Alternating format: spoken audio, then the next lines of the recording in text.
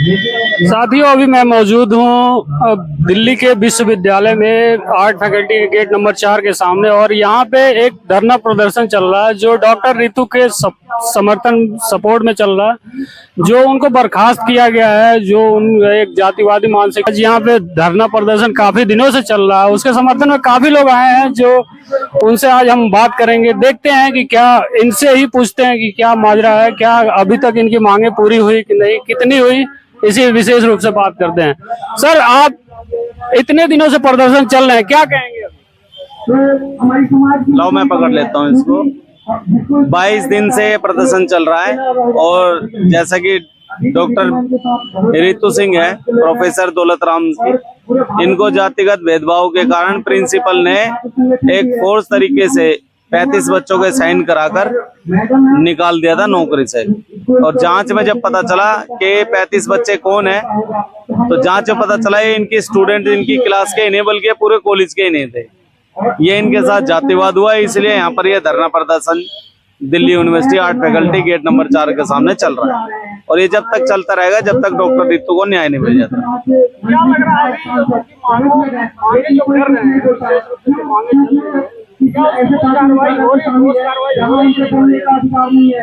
मांगे हमारे धरने प्रदर्शन की जो है बढ़ गई है, ठीक है।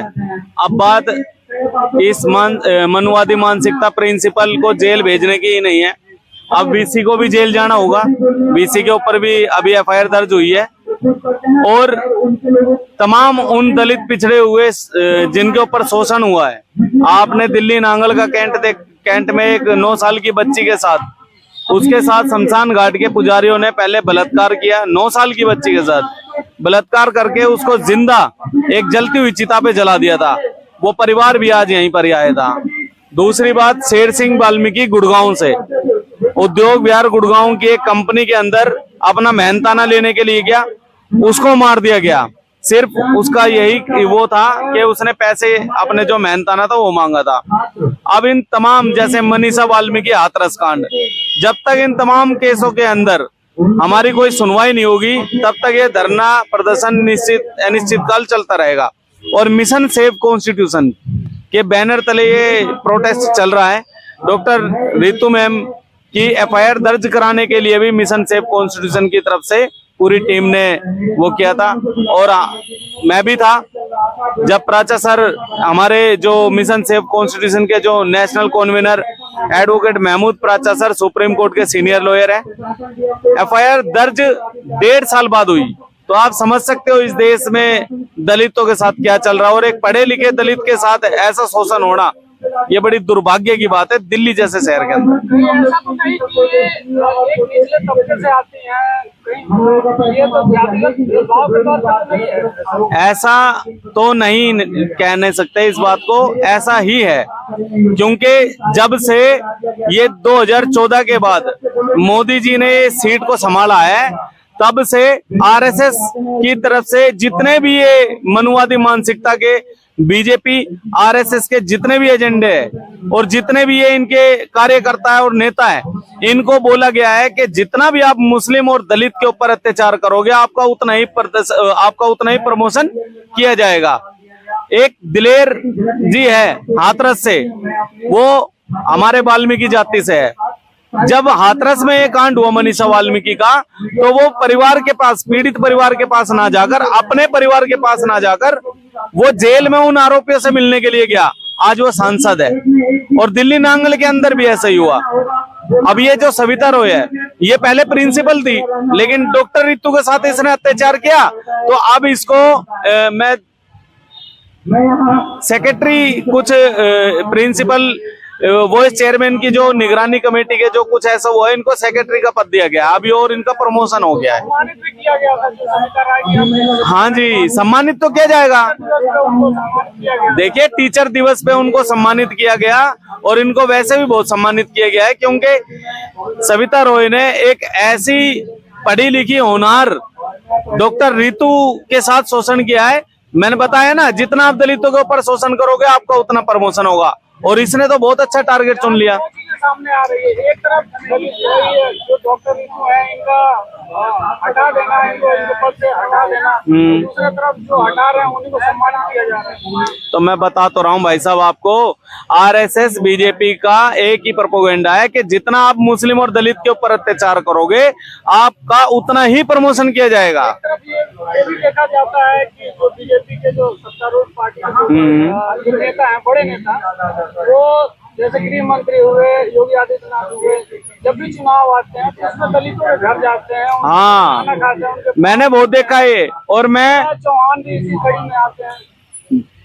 आपने तो नाम गिनवा दिए, मैं नीचे से ऊपर तक के जितने भी बीजेपी के बहुत बड़े बड़े नेता प्रकास्ट वाले जो दलितों के घरों में जा जाके खाना खाते हैं और ये जाहिर करते हैं कि हम इक्वलिटी है ना, एक समानता वाला।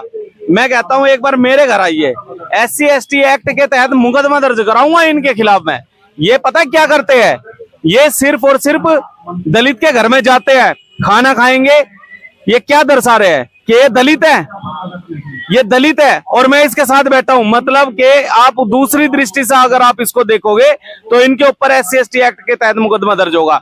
जब ये जीत जाते हैं, जब किसी दलित को नहीं देखते, उनकी बच्चियों के साथ बलात्कार करते हैं, उनके आदमियों को मारा जाता है, नौकरियों से निकलवाया जाता है, एजुकेशन से इनको दूर किया जाता है। यहाँ तक कि DU के अंदर अभी एक हमारे शैलेंद्र भाई था, यहीं पे बैठे हुए थे, अभी इधर गए, उसने DU से नॉमिनेशन फॉर्म फिल किया था प्रेसिडेंट के लिए, डूसू के लिए।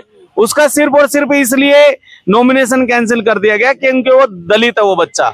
बस इतना बड़ा आरोप की बात नहीं है, FIR दर्ज हो चुकी है भाई साहब, अभी थाने ही जा रहे हैं। ये कब की घटना है? ये भाई साहब अभी नॉमिनेशन इनका था, कितनी तारीख को नॉमिनेशन था? अभी 5 दिन पहले इनका नॉमिनेशन था। अरे नहीं, ये मोदी जी, कल मोदी जी का बर्थडे था और बेरोजगार दिवस था। पहली बात तो मोदी जी अगर कहीं सुनते हो और उनके बहुत ही चाहने वाले सुनते हो तो मैं उनके बेरोजगार दिवस, जी बेरोजगारी दिवस हमने बनाया, सबने बनाया, पूरा देश बना रहा था।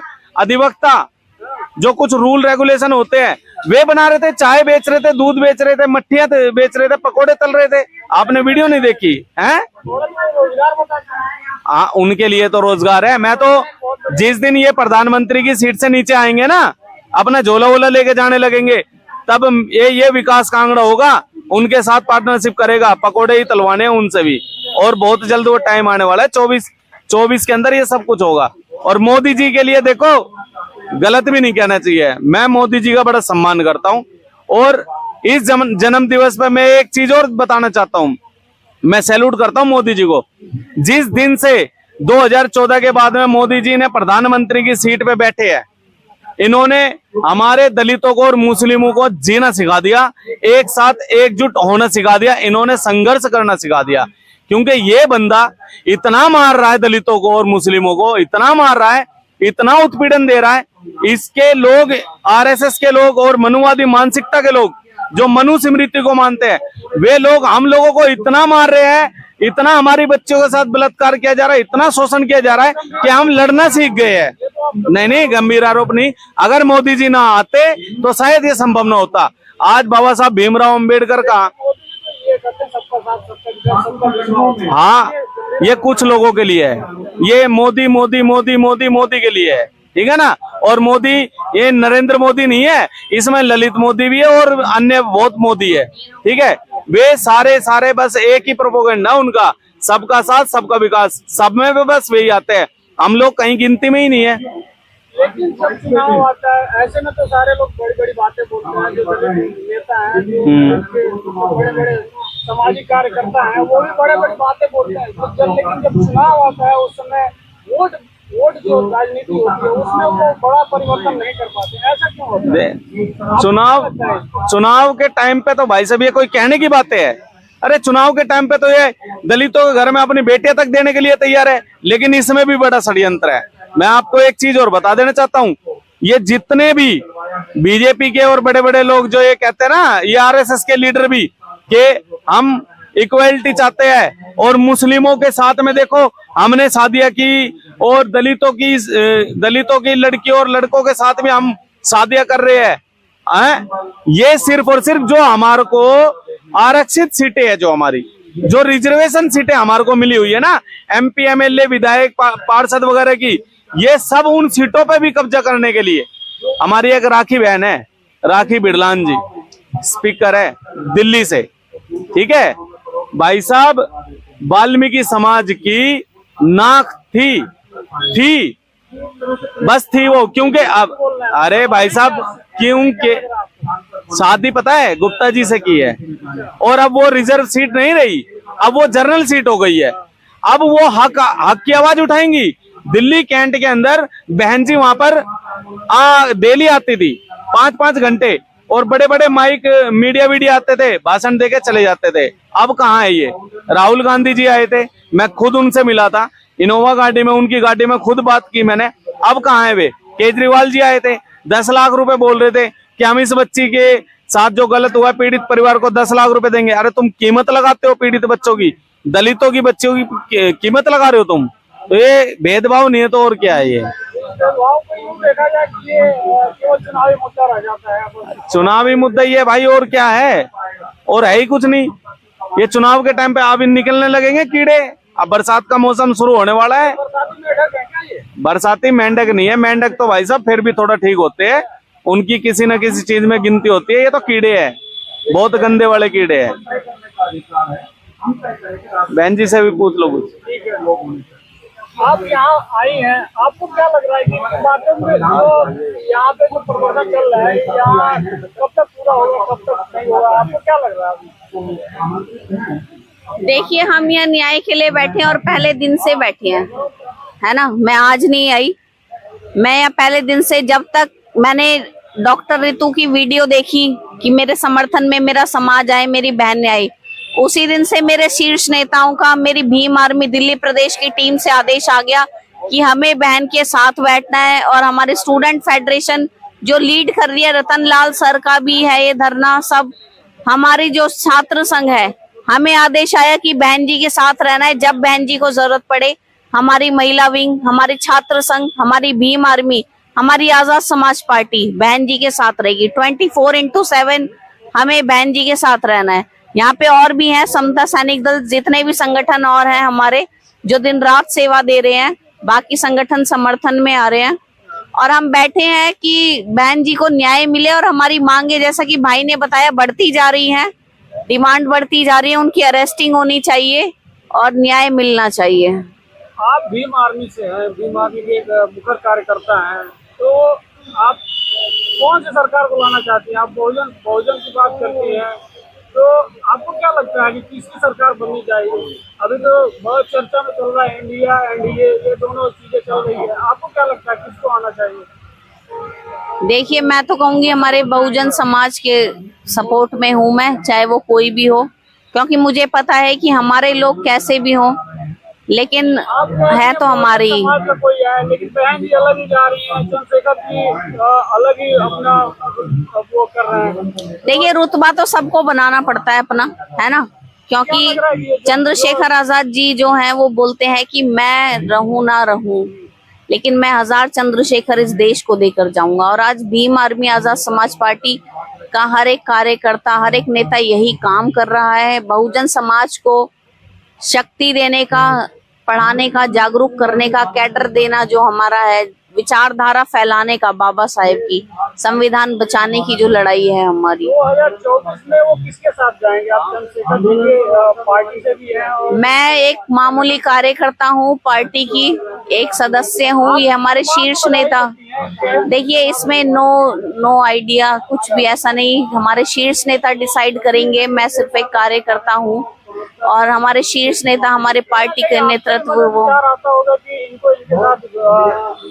जी, आसपा बसपा जितनी भी हमारी पार्टियां हैं, बहुजन विचारधारा की पार्टियां, सबको मिलके काम करना चाहिए। और हमारी सत्ता, जो कहते हैं, बाबा साहब ने कहा था कि लिख दो अपने घर की दीवारों पर कि हम इस देश के शासक हैं। अभिषेक जाटव जी, वो काफी दिनों से पैदल यात्रा पे हैं। जी। यूपी से शुरू किए और अभी वो यूपी में प्रवेश हुए। जी, और ये दिल्ली जंतर मंतर तक आएगी ये यात्रा। जागरूक करना चाहते हैं बहुजनों को एक पार्टी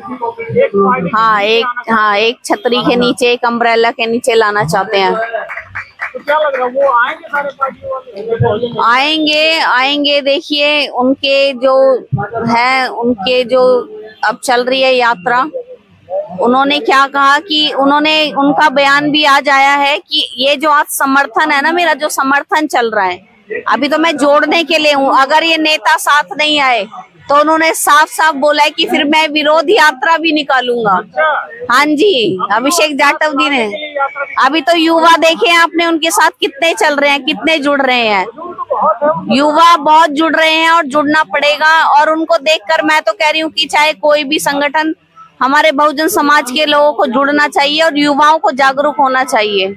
शक्ति हमारी, जय भीम हमारी शक्ति है, संविधान हमारी शक्ति है ना, संविधान हमारी शक्ति है, जय भीम हमारी शक्ति है और बाबा साहेब की विचारधारा हमारी शक्ति है। वो जोड़ने की बात कर रहे हैं, जब वो साथ नहीं आएंगे तब वो क्या करेंगे? जब वो साथ नहीं आएंगे तो वो विरोध यात्रा निकालेंगे, उन्होंने खुद ये बोला है। हाँ जी, उनकी वीडियो देखिए आप। हाँ जी, ये उनका व्यक्तिगत बयान है कि नहीं आए साथ, अगर हमारे सारे बहुजन नेता, चाहे बहन जी हो, चाहे चंद्रशेखर जी, चाहे अन्य वामन मेश्राम, जो भी जितने भी हैं, अगर साथ नहीं आए तो मैं विरोध यात्रा निकालूंगा।